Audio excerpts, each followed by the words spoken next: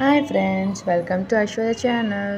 ಇವತ್ತು ನಾನು ಒಂದು ರೆಸಿಪಿ ಮಾಡ್ತಾಯಿದ್ದೀನಿ. ಅದು ಸ್ವೀಟ್ ರೆಸಿಪಿ. ಅದು ಕಾಯಿ ಪಪ್ಪಾಯದಲ್ಲಿ ಮೊದಲು ಒಂದು ಕಾಯಿ ಪಪ್ಪಾಯ ತೊಗೊಂಡಿದ್ದೀನಿ. ಅದನ್ನು ಸಿಪ್ಪೆ ತಗೊಳ್ಳೋಣ, ನೋಡೋಣ ಹೇಗೆ ಮಾಡೋದು ಅಂತ ಬನ್ನಿ. ಮೊದಲು ಸಿಪ್ಪೆ ತಗೊಬೇಡಿ, ಕಾಯಿ ಸಿಪ್ಪೆ ತಗೊಬೇಡಿ. ಅರ್ಧ ಪಪ್ಪಾಯ ಮಾತ್ರ ಯೂಸ್ ಮಾಡ್ತಾಯಿದ್ದೀನಿ. ನೀಟಾಗಿ ಸಿಪ್ಪೆ ತೆಗೆದ್ಬಿಟ್ಟು ಅದನ್ನು ಅರ್ಧ ಭಾಗ ಕಟ್ ಮಾಡ್ಕೊಳ್ಳಿ. ನೋಡಿ, ಈ ಥರ ಅರ್ಧ ಭಾಗ ಕಟ್ ಮಾಡ್ಕೊಳ್ಳಿ. ಕಟ್ ಮಾಡಿಕೊಂಡು ಅದರಲ್ಲಿರೋ ಬೀಜಗಳು ಎಲ್ಲನೂ ತೆಗೆದುಬಿಡಿ. ಇದರಲ್ಲಿ ಕಟ್ ಮಾಡಿ ನೀಟಾಗಿ. ಅದ್ರ ಮೇಲೆ ತಿರುಳೆಲ್ಲನೂ ಕಟ್ ಮಾಡ್ಕೊಳ್ಳಿ ನೀಟಾಗಿ. ನೋಡಿ, ಈ ಥರ ಅದೆಲ್ಲ ಕಟ್ ಮಾಡ್ಕೋಬೇಕು. ನೀಟಾಗಿ ಕಟ್ ಮಾಡಿಕೊಂಡು ಅದನ್ನು ತುರಿಬೇಕು ಪಪ್ಪಾಯ ಎಲ್ಲನೂ. ನೋಡಿ, ಈಗ ಅದನ್ನು ಸ್ವಲ್ಪ ದಪ್ಪ ಇರುತ್ತಲ್ಲ ಸೈಜ್, ಅದರಲ್ಲಿ ತುರ್ಕೊಳ್ಳಿ ನೀಟಾಗಿ. ಇದೊಂದು ಅರ್ಧ ಕಪ್ಪಷ್ಟು ಆಗುತ್ತೆ.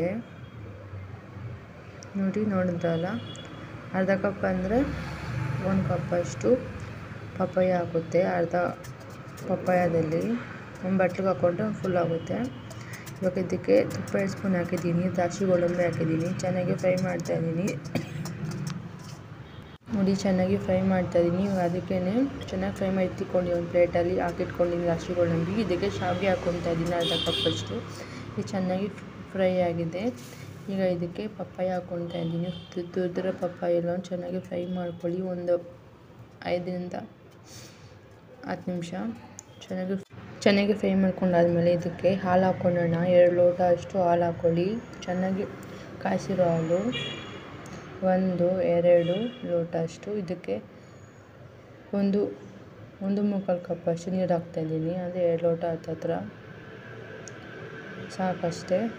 ಇವಾಗ ಇದಕ್ಕೆ ಶಾವಿಗೆ ಹುರಿದಿಟ್ಕೊಂಡಿದ್ವಲ್ಲ, ಅರ್ಧ ಕಪ್ ಶಾವಿಗೆ ಹಾಕ್ಕೊತಾ ಇದ್ದೀನಿ. ಇದಕ್ಕೆ ಸಕ್ಕರೆ 1.5 ಕಪ್ಪಷ್ಟು. ಚೆನ್ನಾಗಿ ಕುದೀಲಿ.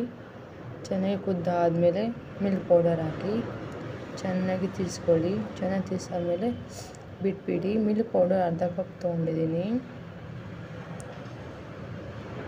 ಚೆನ್ನಾಗಿ ಕುದಿ ಬರಲಿ.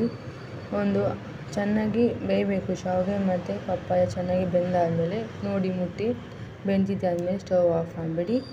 ಪಾಯಸ ರೆಡಿ ಆಯಿತು. ಪಪ್ಪಾಯ ಪಾಯಸ ರೆಡಿ ಆಯಿತು. ನೋಡಿ, ಈಗ ಚೆಕ್ ಮಾಡ್ತಾಯಿದ್ದೀನಿ. ಒಂದು 5ರಿಂದ 10 ನಿಮಿಷ ಆಗಿದೆ, ಬೆಂದಿದೆ. ಇವಾಗ ಲಾಸ್ಟಲ್ಲಿ ಇದಕ್ಕೆ ದ್ರಾಕ್ಷಿ ಗೋಡಂಬಿ ಹಾಕ್ಕೊತಾ ಇದ್ದೀನಿ.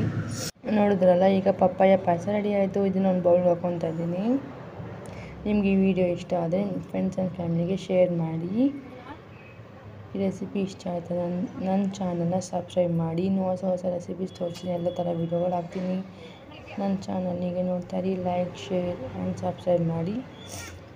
ನನಗೆ ಹೀಗೆ ಸಪೋರ್ಟ್ ಮಾಡ್ತೀರಿ ಫ್ರೆಂಡ್ಸ್. Thank you friends. ತುಂಬ ಚೆನ್ನಾಗಿತ್ತು. ನೀವು ಸಹ ಟ್ರೈ ಮಾಡಿ ನೋಡಿ. ನನಗೆ ಹೇಳಿ ಫ್ರೆಂಡ್ಸ್. ಕಮೆಂಟ್ ಮಾಡಿ ಫ್ರೆಂಡ್ಸ್. ಟ್ರೈ ಮಾಡಿ ನನಗೆ ಕಮೆಂಟ್ ಬಾಕ್ಸಲ್ಲಿ ಕಮೆಂಟ್ ಮಾಡಿ. ಹೀಗೆ ನನ್ನ ಚಾನಲ್ ನೋಡ್ತಾಯಿರಿ.